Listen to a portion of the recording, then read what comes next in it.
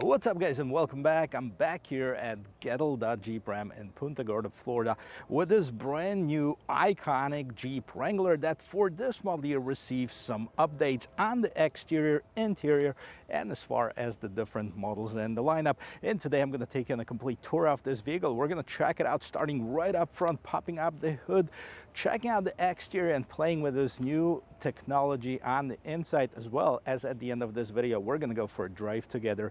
Now, if that's something that interests you, don't forget to check out the rest of my channel, consider subscribing, and now let's get back to this.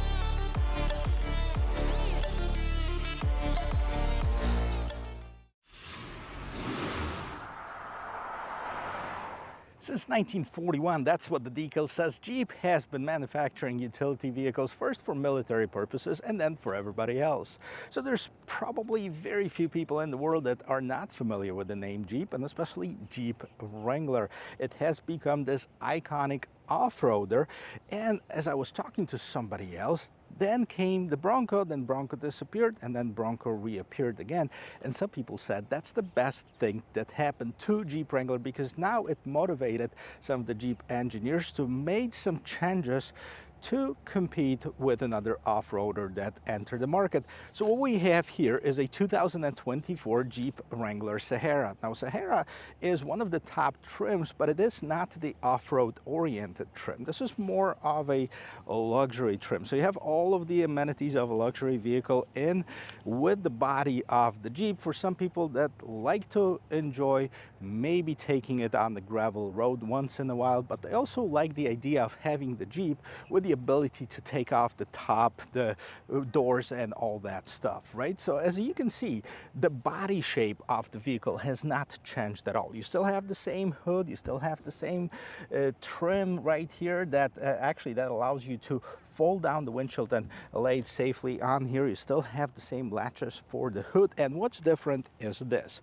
Now, this grille starts up at the higher trim levels. If you get the basic Jeep Wrangler, you still have the old grille, which is much taller, and it has painted dividers between those 7 vertical slots right here. Now, this is a lot shorter, but in order to get the same amount of air into the engine compartment, Jeep designed it so it's all mesh, it's all open, so it allows the same amount of air to go through it. Also, the light housing is different.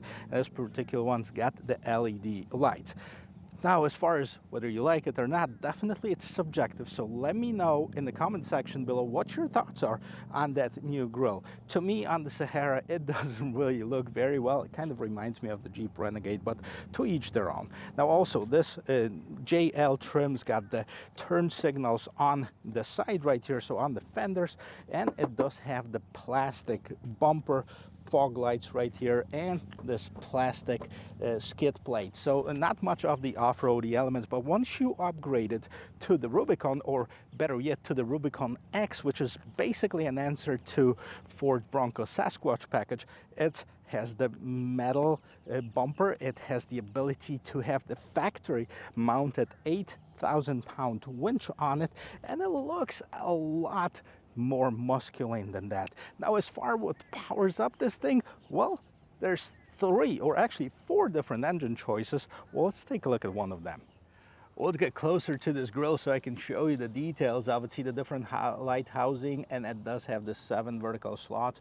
They're open right in between them too, and right in the middle there you can see the front view camera. So 4 different engine options available for 2024 Jeep Wrangler.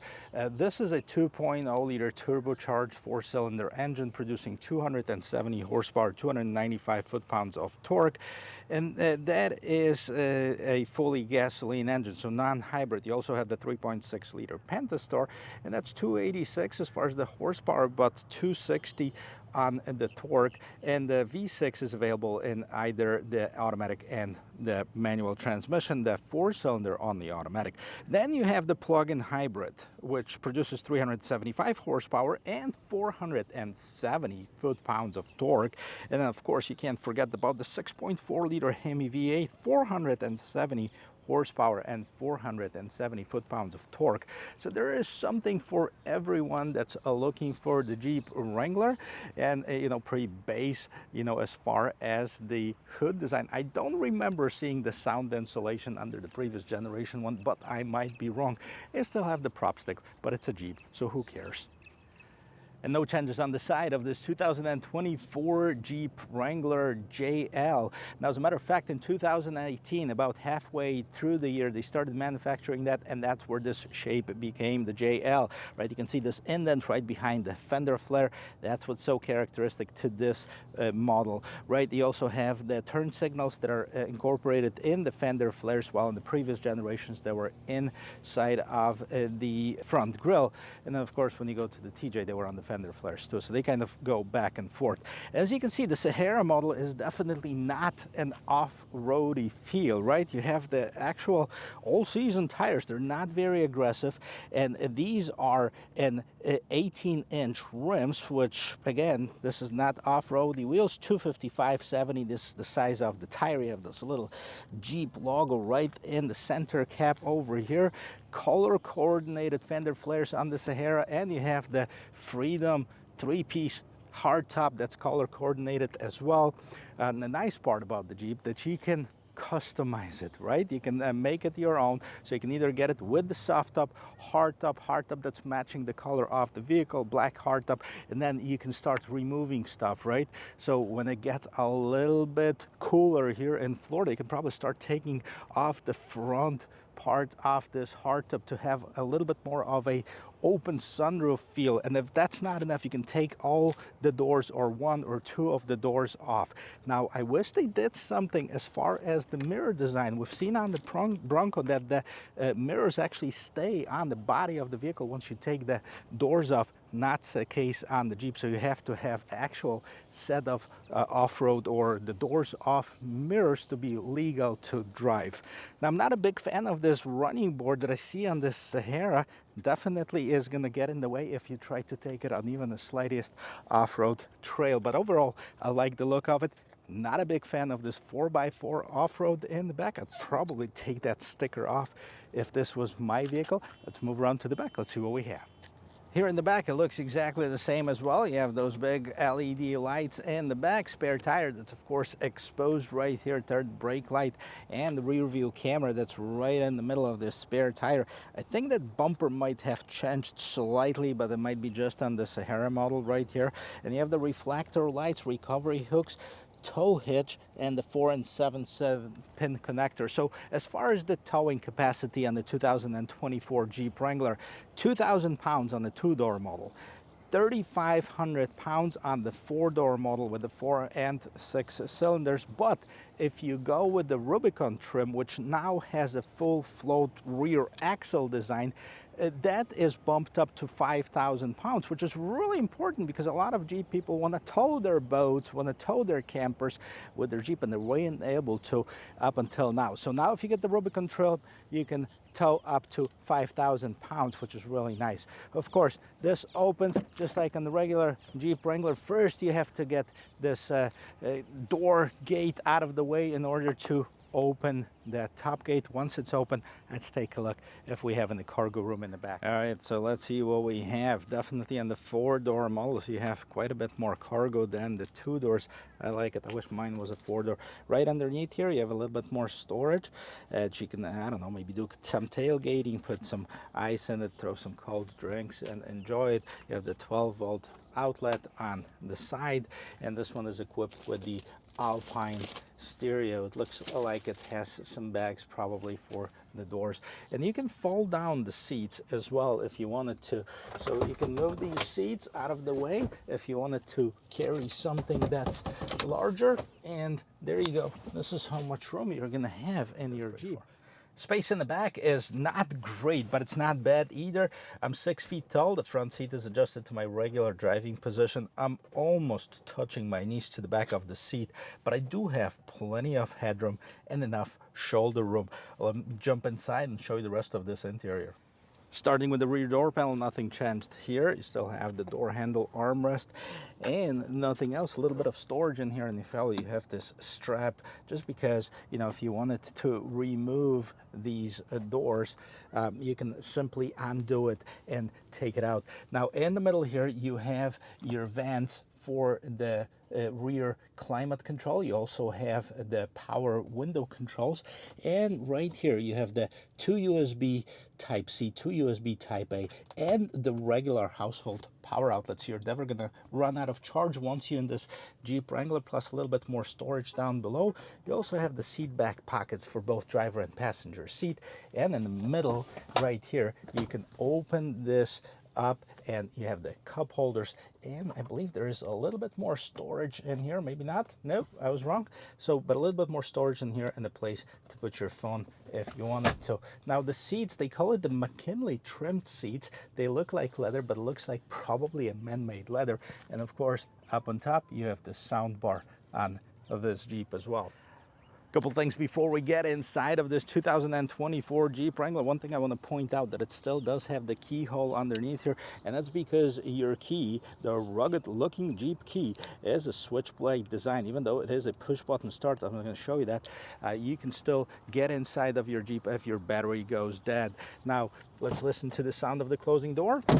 Boom, can't expect a whole lot. It is a Jeep Wrangler after all. It's a light door, and let's take a look and see what's going on here. So first of all, on the door itself, you have the mirror and lock controls as well as the door handle. Now this is nicely padded. Everything else is the hard plastic. You also have a little bit more storage right inside. Now the Jeep's doors are meant to be removed, and here's a new feature for 2024 model year. There are the power seats on select models. Well, this one is one of them. First time ever Jeep Wrangler gets the power seats, and look at this seat itself. It's nicely trimmed. It's actually very comfortable. Sahara is right embroidered inside of this seat. Now let me jump inside and show you some of the biggest changes for 2024 Wrangler. So here's the interior of this 2024 Jeep Wrangler, and if you're looking for the biggest change, if you're ready, drum roll. Boom. Right here, the 12.3-inch screen is now standard equipment on all trim levels for 2024 Jeep Wrangler. No matter of which trim you choose, you get this nice screen, and that is a needed upgrade. Not that everybody's gonna want to have a TV in front of you when you're driving, but just because the competition offers it, so you kind of have to stay with times. Now let's take a look what else we have. We have the light controls, and check this out right here. You have the Jeep Wrangler JL and the Jeep Gladiator right here. And the steering wheel, nice, feels good to the touch. It's got a bunch of buttons on it. Now this controls what's going on in the instrument cluster, phone controls, adaptive cruise control. So it's got all the safety features of the regular vehicle too. As far as the cluster, you have the digital screen in the middle and both analog gauges on the right and the left hand side. Right hand side you got the speedometer, left hand side the tachometer, as well as the gear indicator. So let's see what's going on here.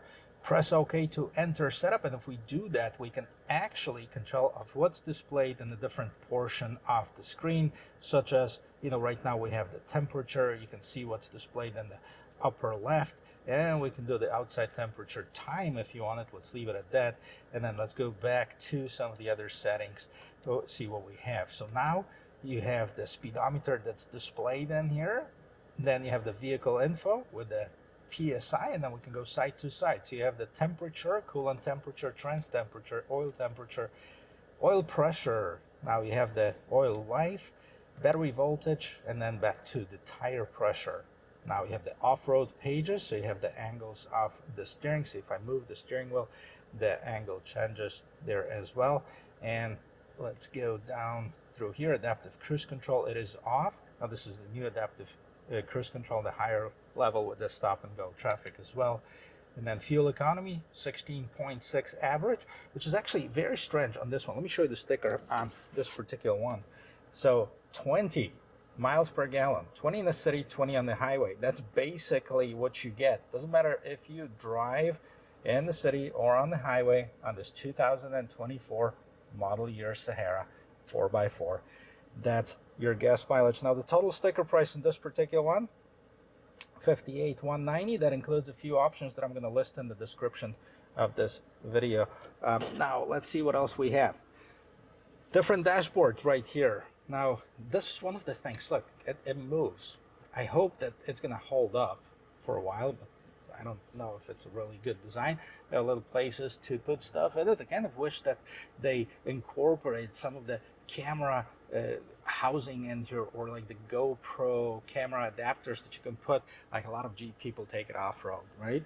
Now this is wrapped in some nice material too. You have the grab handle and this big 12.3-inch screen. So let's take a look. This is the new UConnect 5.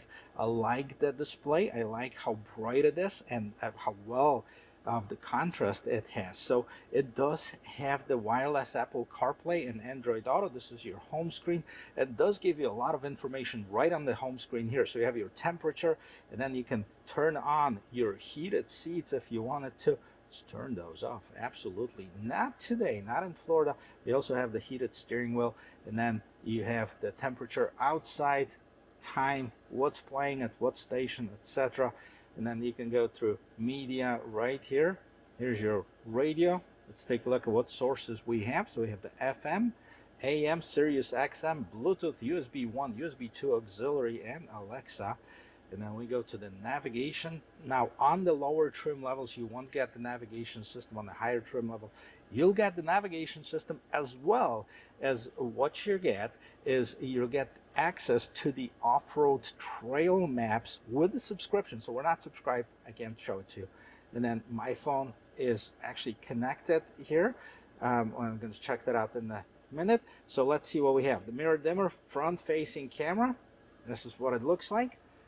Nice quality. I'm going to take you, I wish it took out the entire screen. Here's your rear view camera. It takes up a little bit larger portion of it. And then let's go back here.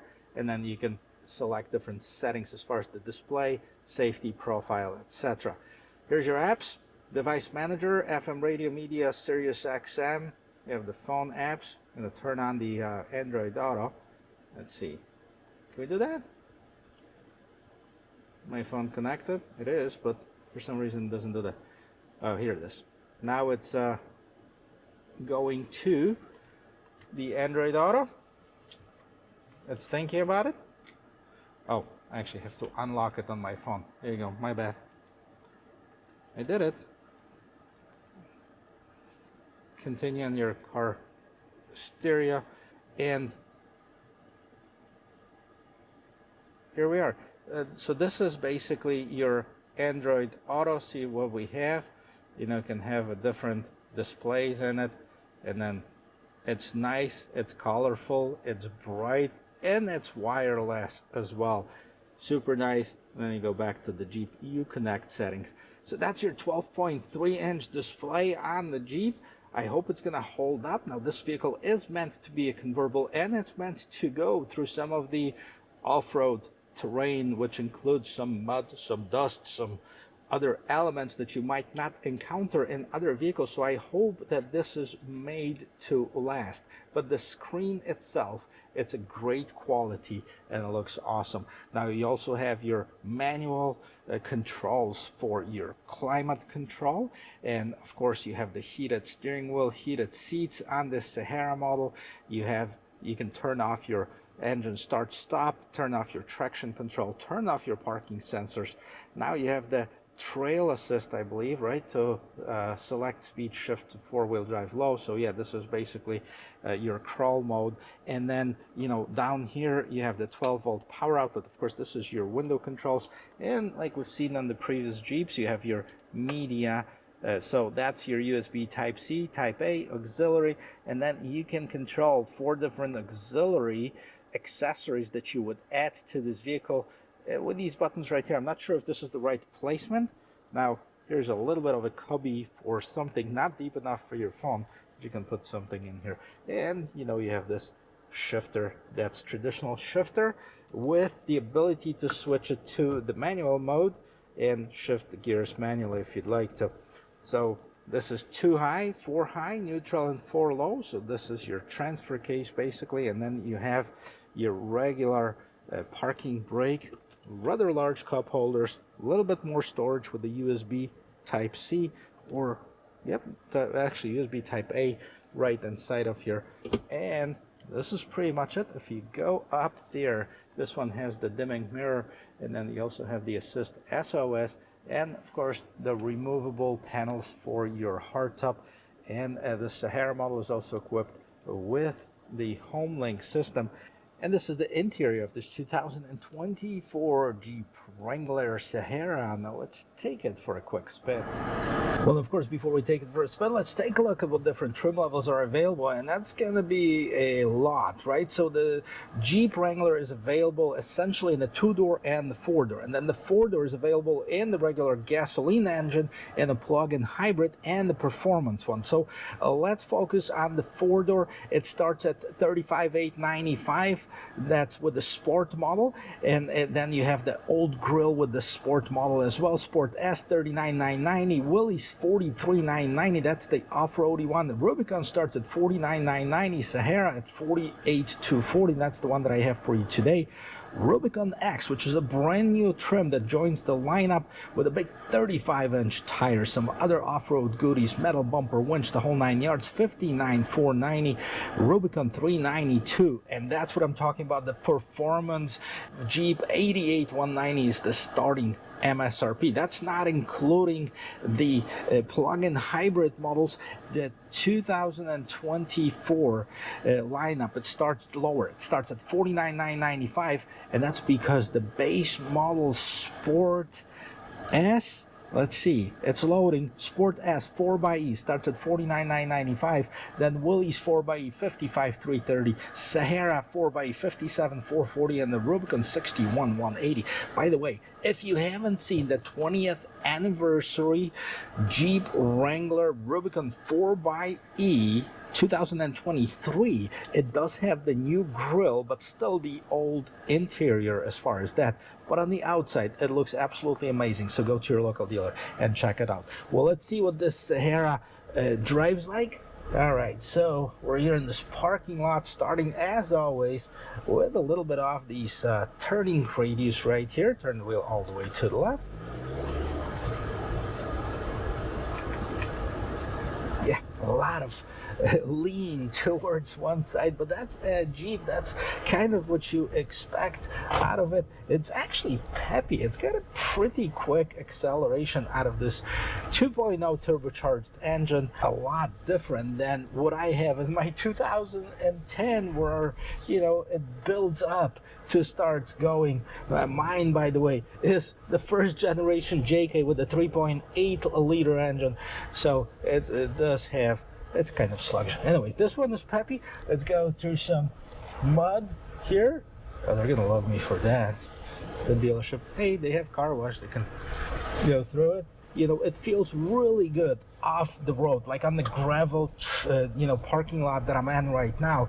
This thing is perfect for it, right? You don't need those knobby big tires to navigate through the regular everyday driving. Now, for me, I still need those knobby tires to navigate the regular parking lot, yes, but not everybody likes that. So definitely this one's gonna give you a little bit smoother performance on the road. It actually drives almost like a regular vehicle, because there's always going to be difference. The way that it's set up, the way that this vehicle is built, it's built for the off-road use, for the utility use. So there's only so much you can do to kind of civilize it.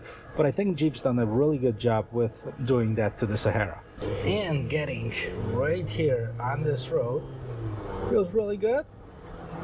Okay, no problems with merging and traffic. It's got definitely enough power to do that, the 270 horsepower. The Sahara is a good vehicle for someone that's new to Jeep Wrangler. A lot of people get into those off-roady Jeep Wranglers that are modified, that are lifted with the big tires, and they go like, oh my god, it drives horrible. And I go like, yeah, it's not going to be the same as your regular mid-size SUV or anything like this. It's definitely going to drive different. It's not going to be as smooth, but take it into the terrain, take it off-road, and then you're gonna see how much it's gonna shine, because that's what it's made for. So the Sahara is actually the civilized version of a Jeep Wrangler. And, you know, wouldn't be my trim of choice, to be honest with you. I'd rather go with the Willys or Rubicon, or maybe the Rubicon 4xe, which, you know, it kind of combines the best of both worlds. By the way, Jeep claims that by the end of 2025, they're going to have an all-electrified fleet, which means that every vehicle in their lineup is going to have the electrified option on it. Well, with Jeep, we already have it with the plug-in hybrid vehicles, but everything else is going to have the electrified one. And by 2030, they claim that they're going to have an all-electric vehicle. So if you're looking for Jeep Wrangler, definitely jump on it before they get rid of the combustion engine. I hope they'll never do it, and I hope that this project is going to get squashed, to be honest with you. But, you know, that's what their release is, that's what their press release says, and that's what they're claiming they're going to do. Well, I hope it's not going to happen, but you never know. Anyways, this Jeep Wrangler Sahara drives good on the road. We didn't have any really trails other than this gravel lot to test out the off-road capabilities, but it's definitely a lot more civilized. A couple things, you know, to sum it all up. So let's see the differences between the 2023 to 2024. The new grille design, love it or hate it, or take some time and you know, kind of get used to it, because I guess that's here to stay. Then the second difference is, first time ever, you get the power seat option on select trims for the Jeep Wrangler, which never happened before. The 12.3-inch screen, beautiful as it looks. I hope it's gonna last, and it's gonna be capable of handling some of the elements of weather and mud and dirt and all that kinds of stuff. So hopefully it's gonna hold up really nice. Also, what's really important in my opinion, the additional towing capacity on the Rubicon, and that's because they redesigned the suspension. Now they have the full floating rear axle, and that's capable of towing up to 5,000 pounds, and that's huge, because a lot of Jeep owners, they like their outdoorsy stuff. They have boats, they have campers, and some of them were too big for the little Wranglers to tow it. So now they're gonna have the ability to tow that extra 1,500 pounds. That's the difference in towing capacity between the 3,500, which was basically on all of the four-door Wranglers before, to 5,000 pounds. Let's get it up to speed. Hey, this is not bad at all. It's not as quick as the 4xe, and definitely not as quick as the 392, but it's definitely capable of merging and traffic in 0 to 60. Totally not important unless you're racing up the mountain, which I wouldn't recommend. One other thing I forgot to mention, if you look around this Jeep Wrangler, you will not find an antenna on the outside. That's another difference that's here, because the antenna is mounted right here in the windshield of this Jeep Wrangler, so you no longer have to worry about taking it out when you go through the car wash. And that's, I think, a welcome change as well. Thank you very much for watching. I hope this was helpful, and I hope you learned one thing. And if you did, I've done my job. So please check out the rest of my channel, hit that little subscribe button, and then I'll see you in my next video. Cheers.